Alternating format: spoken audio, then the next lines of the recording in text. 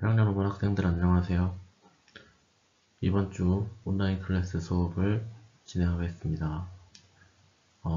먼저 지금까지는 EBS 선생님하고 같이 온라인 클래스 공부를 했었는데 이번 주부터는 실시간하고 수업 동영상을 병행해서 수업을 진행해 보도록 하겠습니다.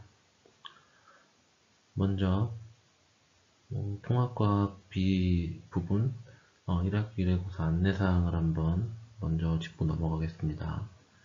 출제는 당연히 교과서하고 온라인하고 EBS 강의랑 이번 주를 포함해서 수업이랑 그 다음에 등교에서 수업을 했던 내용 모두가 포함되게 되겠고, 특히 교과서를 꼼꼼히 읽고 여기서 주로 많은 질문들이 추출될 거니까 반드시 교과서를 꼼꼼히 읽어주시기 바라겠습니다. 그리고 처음에 수업 노트로 사용했던 학습지 이렇게 생긴 거 있잖아요. 이거에서 그 17쪽까지 지구 시스템 전체 부분이 나와 있는데 굉장히 내용이 자세하고 내용이 많으니까 직접적으로 여기서 출제를 하겠다라는 건 아니고 참고서 대용으로 사용하시고 문제까지는 마찬가지로 연습용으로 사용하고 필수는 아닌 것으로 미리 공지가 됐었고요. 그럼 이번 주 수업은 아마 그 지난주까지 복습이 새로 나눠준 조금 단순한 학습지 선생님하고 수업 시간에 같이 진행했던 거 덜 된 부분이 있어서 마무리를 지으면서 동시에 그러니까 전체적인 내용 설명이 간단하게 총정리 형식으로 진행이 될 것이고요. 그리고 맨 마지막으로는 중단한 끝부분 문제풀이를 정리를 하면서 다음 주 화요일 6교시 1시간 남았을 때 질문하고 답변하는 시간 한번 가져보도록 하겠습니다. 학습지를 준비해 주시고요.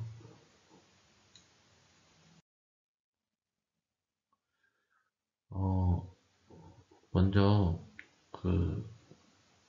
탄소의 순환, 물질의 순환 부분을 탄소의 순환에서 탄소의 순환을 미처 하지 못했는데 선생님이 생명 시스템 부분으로 넘어가서 덜 된 부분을 정리하고 그 다음 단계로 넘어가도록 하겠습니다. 먼저 이 탄소의 순환에서는 우선 어떤 것부터 먼저 짚고 넘어가느냐면 탄소, 원석유 C가 되겠죠. 우리가 잘 알고 있는 이산화탄소라든지 뭐 그런 것들을 만드는 게 되겠습니다. 앞에서 물의 순환에서 나왔던 것처럼 여기서의 원리는 순환이라는 게 물질의 순환에서의 개념은 모든 각 권역에 기권, 수권, 직권, 생물권에 속하는 전체 권역에 총 물의 양을 같다고 봤듯이 여기서도 마찬가지로 여기 있는 총 탄소 원자의 양은 같다고 보고 그것들이 어떤 형태로 존재하면서 각 권을 순환하고 있는지 하는 것을 공부하게 되겠습니다. 먼저 각 권역에서의 탄소가 어떤 형태로 존재하는지를 살펴보면 기권에서의 대표적인 탄소의 존재 형태는 이산화탄소하고 메테인이 있는데 여기서 메테인이 글씨가 크지만 이산화탄소가 절대적으로 좀 더 많다고 생각을 하시면 되겠고요. 그리고 탄소의 순환에서는 이산화탄소가 탄소 순환을 중심으로 보고 생각을 하시면 되겠습니다. 두 번째, 수권에서는 탄산이온이 되겠습니다. 이산화탄소가 물에 용해된 상태라고 생각하시면 되겠고요. 물속에 들어있는 이 탄산이온은 물속에 들어있는 광합성하는 생물이 광합성에 이용하거나 아니면 다른, 여기 음이온인데 다른 양이온하고 결합을 하면서, 이온 결합하면서 침전 물질을 형성할 수도 있고요. 대표적으로 탄산칼슘과 같은 것이 있을 수 있겠습니다. 방금 전에 얘기했던 탈산칼슘, 직권에서의 탄소의 존재 형태는 석회암인데 가장 많은 양을 차지하고 있고요. 석회암은 성분이 탄산칼슘이죠. 그리고 또한 뭐가 있냐면 화석연료가 있는데, 화석연료는 화석이 되기 전엔 간단히 얘기하면 생물이었죠. 생물의 몸이었는데 화석화가 진행되면서 석탄이 된다거나 아니면 석유화 된 연료들을 말하게 되겠죠. 어쨌든 이거는 탄소가 되겠습니다. 마지막으로 생물권. 생물권은 생물의 몸 자체가 주성분이 주 뼈대가 되는 성분, 뼈대가 아니라 뭐랄까 3대 영양소라고 할 수 있는 중요 성분들이 유기물, 그러니까 탄수화합물로 되어 있죠. 여기에 탄수화합물과 유기물과 유기화합물은 같은 말로 생각하시면 되겠습니다. 이제 책에 따라서 유기화합물로 표시되어 있거나 유기물로 되어 있거나 아니면 탄수화합물로 되어 있습니다. 자, 방금 전에 얘기했듯이 교과서 그림을 보면서 한번 설명을 해보면 탄소의 순환에서 핵심은 기권의 이산화탄소로 보고, 그 이산화탄소와 메테인이 여기 있지만 기권의 이산화탄소를 중심으로 보겠습니다. 간단하게 물에 용해되는 걸 보게 되면, 물에 용해되면 수권에서 탄산이온을 형성한다 그랬죠. 이 탄산이온은 두 가지 형태로 침전이 될 수가 있는데, 침전이 되는 방식은 첫째는 우선 생물의 광합성, 그리고 생물의 광합성에 의해서 그 생물 자체거나 아니면 그 광합성하는 생물을 잡아먹은 또 다른 생물, 생물들의 몸이 되겠죠. 생물의 몸을 구성하고 있는 상태에서 대표적인 물질은 뭐가 되냐면 유기물들이 되겠지만, 그런 것들은 아마 이용이 돼서 다시 이산화탄소가 될 것이고, 여기에 해저 탄산염으로 퇴적된다는 거, 여기는 퇴적암으로 형태로 퇴적되고 침전되는 형태는 예를 들어서 여기 있는 탄산칼슘 성분이 되는 여러 생물들의 외골격이라든지 그런 것들이 되겠죠. 또는 물에 들어있는 탄산이온이 물속에 그냥 녹아있는 다른 양이온과 결합을 해서 침전이 되는 경우도 있을 수가 있겠습니다. 어쨌든 간에 그렇게 해서 침전이 되고 퇴적된 경우에는 암석화되는데, 그게 바로 석회암이 되겠죠. 지금 여기 나와 있는 것처럼 뒤에 나오겠지만, 어떤 그 판의 이동에 의해서 섭입이 이루어지는, 그러니까 땅속으로 여기 이제 그 대륙 밑으로 지층이 밑으로 내려가는, 멘틀로 하강하게 되는 과정이 있는데, 멘틀로 하강하게 되면 지구 내부 에너지 또는 열에 의해서 마그마화 될 것이고, 그 마그마가 해저 화산의 분출로 인해서 다시 수권으로 이동하게 되겠죠. 그랬을 경우에 일부 용해가 돼서 또는 이산화탄소가 돼서 수권으로 다시 돌아오게 되는데, 이때 여기 방출이 있죠.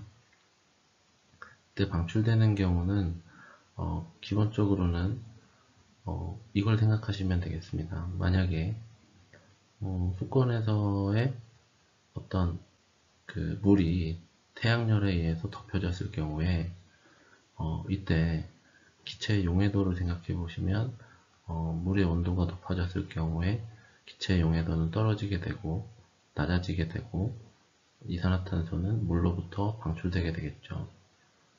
다시 그래서 기권으로 돌아오게 되겠습니다. 이게 수권과 기권과의 순환이 되겠고, 기타 아까도 말했듯이 생물권이면 광합성을 하면 이산화탄소는 생물에 흡수돼서 유기물이 될 것이고,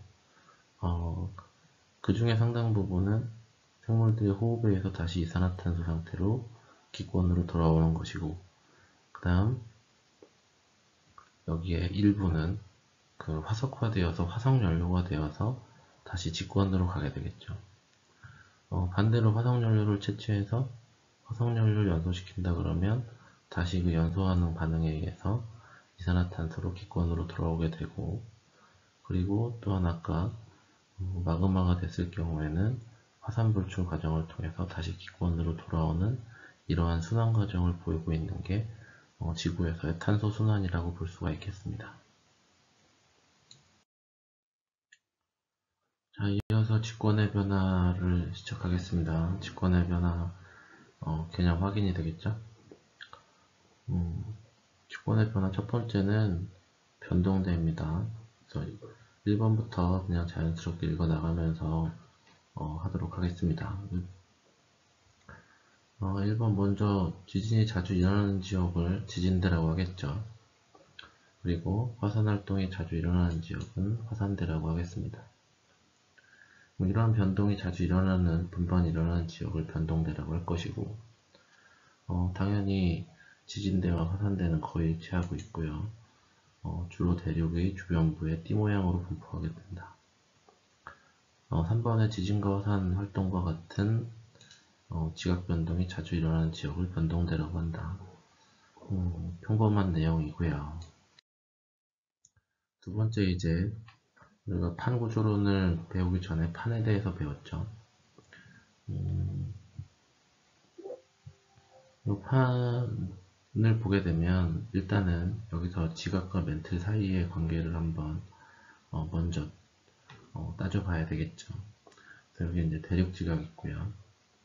그 다음에 해양 지각이 짙은 색으로 얇게 있고, 그 다음에 그 다음은 여기 보면 멘틀이죠. 여기 주의해 주세요.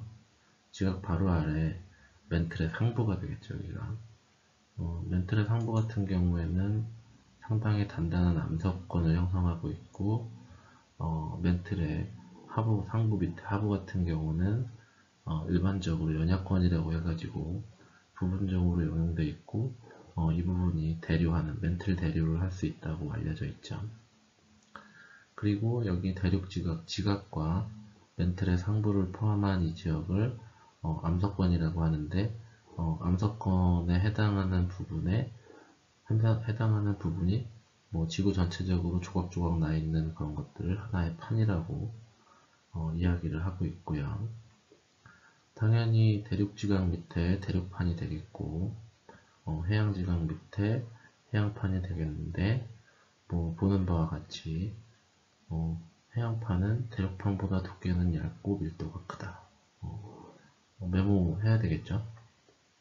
대륙판은 당연히 대륙이고 해양판보다 두껍고 밀도가 작다. 해양판이 밀도가 크다 정도 알아두시면 되겠습니다. 그 다음에 판구조론은 말 그대로 대륙이 이동하는 것을 설명하는 거죠.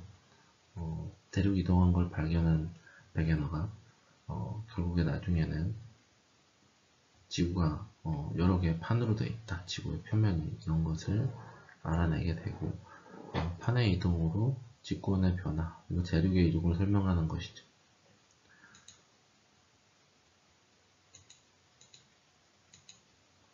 그래서 해양지각을 포함한 해양판과 대륙지각을 포함하는 대륙판이 되겠고요.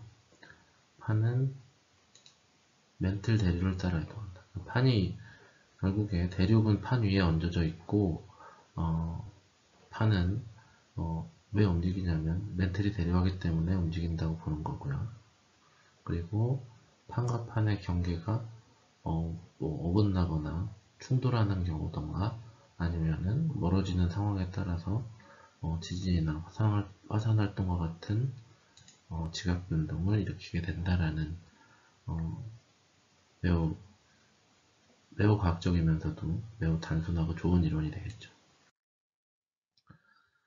그래서 판의 경계는 크게 세 가지로 나눌 수가 있는데, 인접판, tuk판이 서로 벌어지는 경우 이것을 발산형 경계, 발산은 퍼진다는 것이고, 그 다음에 두 번째는 보존형 경계, 서로 어긋나는 것이 되겠죠. 잘린 면에서 서로 잘린 면에 대해서 수평방향으로 이동하는 그런 형태를 보이는 게 무엇이 되냐면 보존형 경계라고 볼 수가 있겠습니다. 마지막으로 두 판이 서로 가까워지면서 충돌할 수 있는 형태가 수렴형 경계, 모인다는 뜻이 되겠죠. 그래서 이것의 예에 대해서는 동태평양 해령, 태평양, 좀 있으면 그림을 지도에서 확인해 보도록 하겠습니다. 대서양 중앙해령, 동아프리카 일국대, 그 다음에 대표적으로 산안드레아스 단층, 이때 이 어긋난 단층을 변환 단층이라고 하죠. 그리고 호상열도, 일본과 같이 어떤 그러니까 둥그스러운 곡선을 그리면서 열도가 섬들이 생겨나는 경우, 습곡산맥, 안데스와 히말라야, 판가판이 충돌하면서 습곡, 그러니까 지층이 일종의 접혀서 올라가거나 내려가거나 어떤 산맥이 형성되는 그런 습곡산맥이 형성되는 것이 되겠죠. 그래서 안데스 산맥, 히말라야 산맥, 이런 것이 예가 되겠습니다. 그래서 실제 이 절단면에서 보면은 지구를 수직으로 자른 형태의 이 그림에서 보게 되면 발산형 경계 같은 경우에는 판가판이 서로 멀어지는 경계, 즉 멘틀 대류가 상승하는 부분, 지금 이 포인터를 보게 되면 이렇게 올라와서 양쪽으로 이런 형태로 대류를 하게 되는 것이 되겠죠. 그러니까 상승하는 부분에서는 상승하고 그 수평 방향으로 대류가 이어지기 때문에 이 양쪽 판은 서로 반대 방향으로 이동하면서 갈라지면서 마그마를 분출하게 되겠죠. 그 과정에서 해령이라고 하는, 령은 그 산맥이 되겠죠. 더 해령, 바다 산맥, 그러니까 해저 산맥이 되겠죠. 바닷속의 산맥 형태를 형성하게 되고, 그 다음에 보존형 경계 같은 경우는 지금 이쪽 판하고 이쪽 판이, 지금 이쪽 판이 해령이라고 써있는 이 방향으로 이동했고, 그리고 이쪽 판은 이 방향으로 이동했죠. 반대 방향으로. 지금 여기서 판이 생성되거나 소멸되지 않는다고 했는데, 여기에서 해령의 중심에서는 마그마가 솟으면서 얘네들이 양쪽의 판이 지금 이 방향 좌우로 이동하고 있기 때문에 가운데 부분에서 계속해서 새로운 판이 생성되고 있는 형태가 되겠고, 보존형 경계에서는 서로 없어지거나 새로 생기는 게 없으니까 말 그대로 보존이 되고 있고요.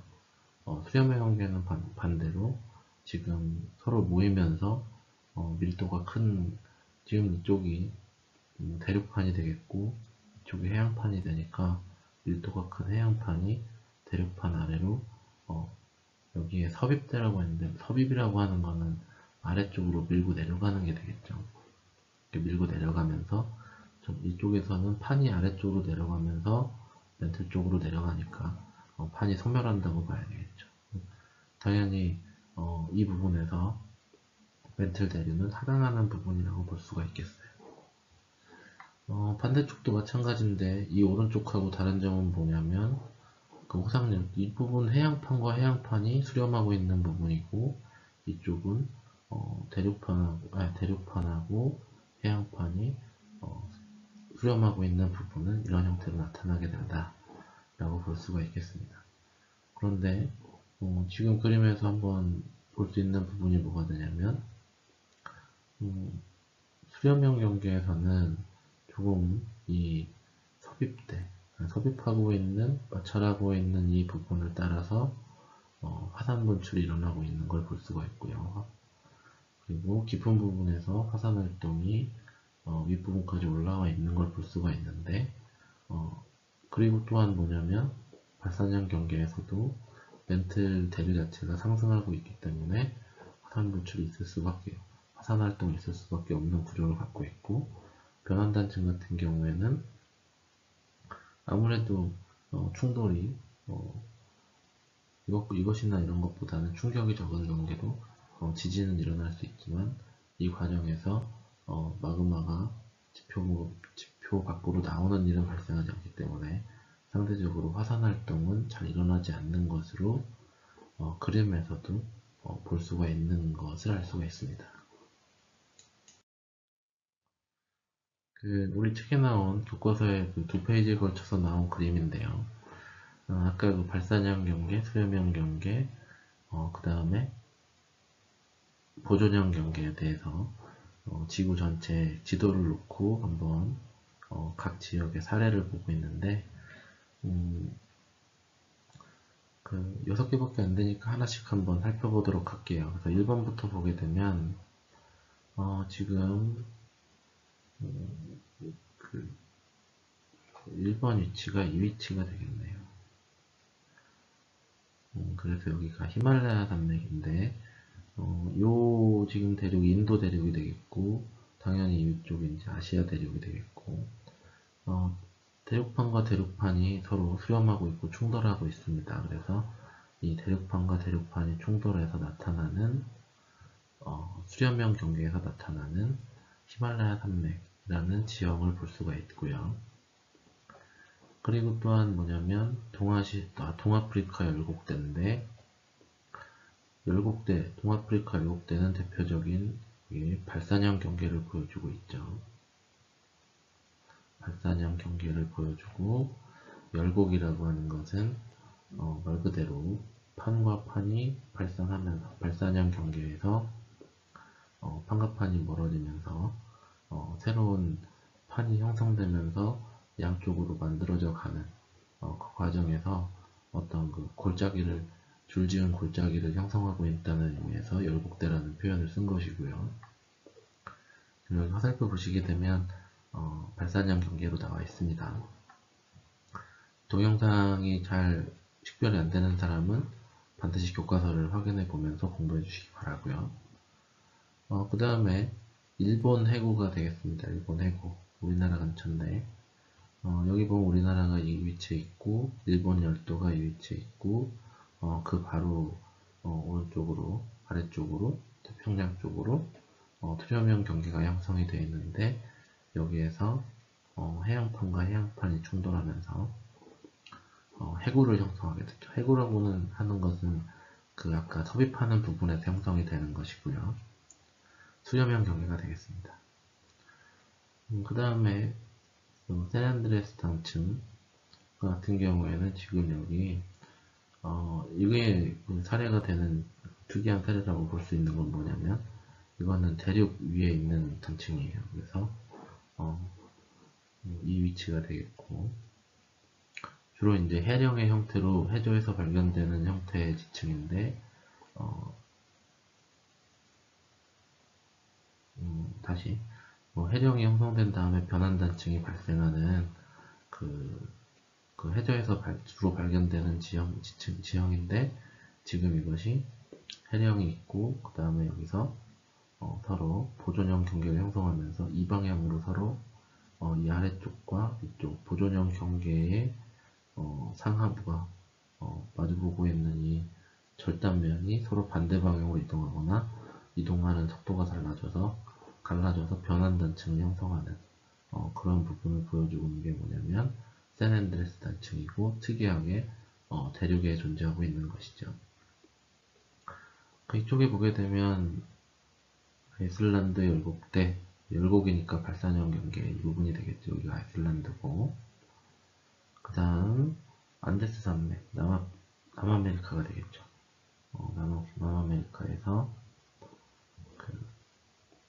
해양판인 나스카판과 남아메리카판이 충돌하면서 해양판, 그 다음에 대륙판이 충돌하면서 해양판이 밑으로 들어가면서 형성된 안데스 산맥이 되겠죠. 지금 이쪽에 무엇이냐, 아이슬란드 열곡대 아래쪽으로 해서 형성된 이 라인으로 형성된 이 부분이 뭐가 되냐면 발산형 경계로서 대서양 중앙 해령이 되겠죠. 이쪽 바다가 대서양이 되겠습니다. 그리고 여기가 태평양 부분이 되겠고, 우리가 옛날부터 잘 알고 있는 이렇게 이 라인을 따라서 존재하는 환태평양 조산대가 되겠고요. 그 다음에 여기가 동태평양 해령이 되겠죠. 그죠? 자, 이 정도를 살펴보고 지형이 나와 있는데, 발산형 경계의 대표, 동아프리카 7대, 그 다음에 조금 예로는 안 나왔지만 아이슬란드 7대가 있었고요.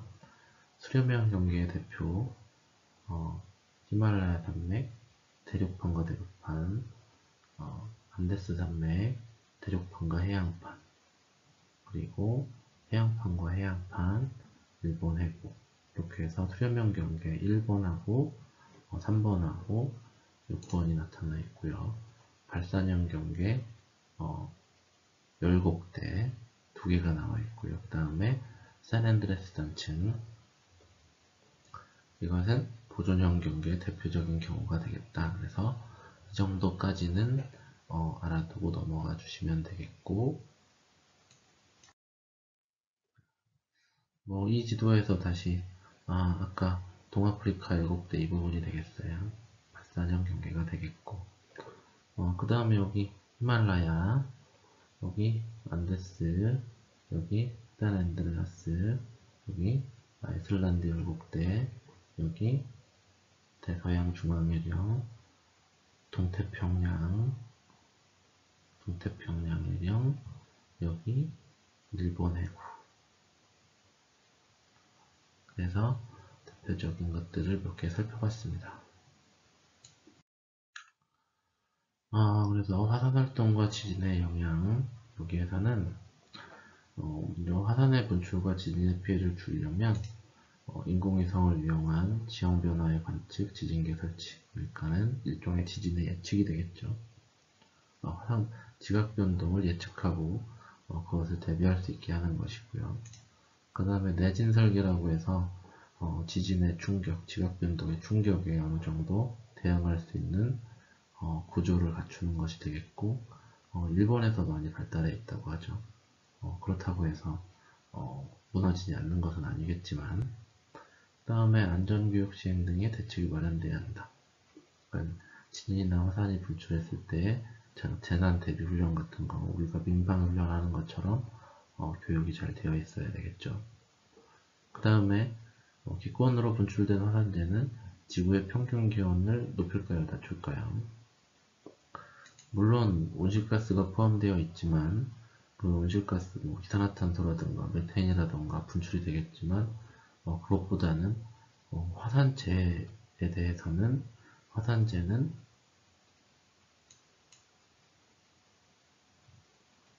이거 아니고, 화산재는 일단 뭐가 되냐면 화산재가 기권에, 그러니까 주로 이제 과거의 사례에서 성층권에 대량의 화산재가 많이 유지됐던 경우가 있었는데, 그 경우에 주로 그 태양 복사 에너지를 반사시키는 바람에 지구의 평균 기온이 낮아져서 큰 피해를 봤다는 사례가 있죠. 그래서 화산재는 태양의 에너지를 막거나 반사시켜서 지구의 기온을 낮추는 일을 초래하게 된다라는 것을 기본으로 알아두시기 바라고요.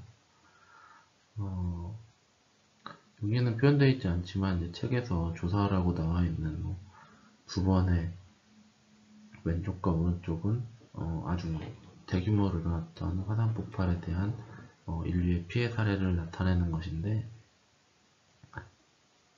개별적인 사례에 대해서는 뒤에서 살펴보기로 하고, 어떤 중요한 피해나 패턴들을 보시게 되면 크게 지구의 기온이 낮아진다는 점, 그리고 황산염, 화산가스에 포함된 이산화황 때문에 대기 중에 황산염 농도가 증가하면 이것이 만약에 비가 돼서 지표면으로 떨어질 때 산성비가 되겠죠. 기온이 낮아지는 것이나 산성비가 내리는 것이나 여기 있는 식물들에게 아주 치명적이에요. 그래서 큰 피해를 입었던 사례가 있었다는 것이고요. 여기 읽기가 힘든 에이야 파들라이유의 퀴들 화산이라던가 탐보라 화산의 사례에서 조금 오래된 내용이지만 먼저 산성비에 의한 피해 사례가 알려져 있고요. 그 다음은 무엇보다 기온이 많이 떨어졌다. 이런 두 가지 커다란 사건에서 있었던 일에서 최소한 이 두 가지 정도는 우리가 확실히 알 수가 있었다는 거예요. 아무튼 이런 상황은 결국에는 우리 생물권에 영향을 주게 되고, 특히나 생산자라고 할 수 있는 작물들의 그 생산성을 매우 떨어뜨리거나 아니면 심하면은 자라지 못하게 되고 대기근이 발생하게 되고 생물권에 큰 영향을 초래하게 된다는 것이죠. 자, 여기까지 해서 그 직권의 변화까지 정리를 한번 해봤습니다. 조금 시간이 좀 오래되긴 했지만 지구 시스템의 구성 요소부터 해가지고 지구 시스템 그 세 개의 소단원에 대해서 정리를 해봤고요. 물론 이번 주 수업에서는 무엇이냐, 물질의 순환 일부하고 탄소의 순환 부분하고 직권의 변화 부분만 정리가 되어 있고요. 이어서 곧바로 중단한 마무리 부분에 개념 확인 문제를 풀어보도록 할게요.